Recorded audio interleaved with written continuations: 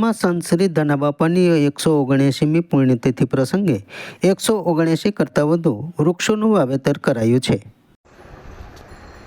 ધોળામાં સંત ધનાબાપાની 179મી પુણ્યતિથિ પ્રસંગે 179 કરતાં વધુ વૃક્ષોનું વાવેતર થયું છે.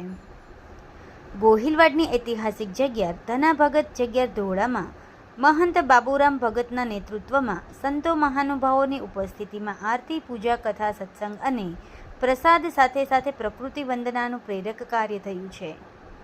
સંત શ્રી ધનાબાપાની 179મી પુણ્યતિથિ પ્રસંગે 179 કરતાં વધુ વૃક્ષોનું વાવેતર થયું.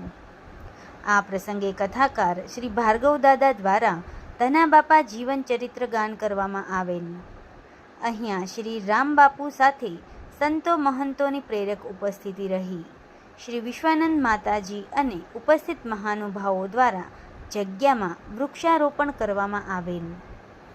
કેવી કહેવાય છે પીપળાની જગ્યામાં ત્યારે પંદર હોય તો ધનાબાપા પોતાના કામમાંથી ફરવાની સીધા પીપળાના આંગણે જાય છે. ભદ્રમાં એક વાર એમ કહેવાય છે મુશળધાર વરસાદ છે વરસી રહ્યો છે. કાળાની કાંગ વાદળા થયા છે, નદીઓમાં પાણી સરકારા છે. અને એ દિવસે ધનાબાપા એમ કહેવાય છે કે ભદ્રમાં દવા નીકળ્યા છે. ગંગાજી જેમ યમુના જેમ કૃષ્ણ ભગવાનને લઈ અને જે દિવસે વસુદેવ નીકળ્યા ને અને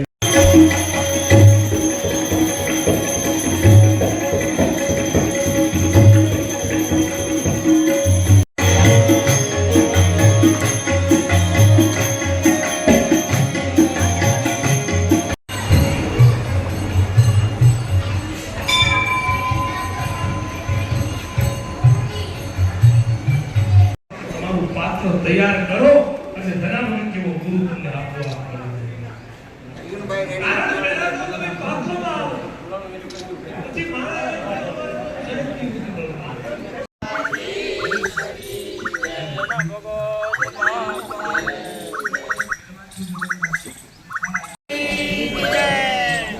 ધનાબાપાની જય, હનુમાનજી મહારાજની જય. પાણી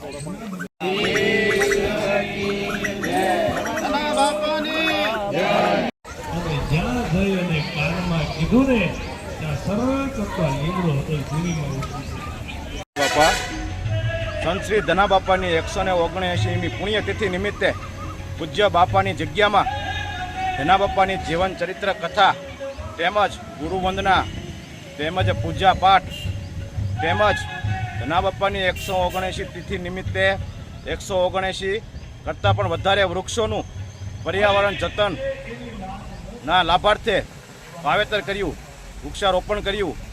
તેમજ ભાવિક ભક્તોએ ભોજન પ્રસાદનો લાભ લીધો. લાઈક કરો, શેર કરો અને સબસ્ક્રાઇબ પણ કરો. અને હા, ઘંટડી વગાડવાનું ન ભૂલશો. આભાર. સત્યપુંજ અહેવાલ, સમાચાર તથા જાહેરાત પ્રસારિત કરવા સંપર્ક સાધો. સત્યપુંજ સમાચાર પ્રસારણ, લબ્ધિ કોમ્પ્લેક્સ, તાલુકા પંચાયત સામે, સિહોર.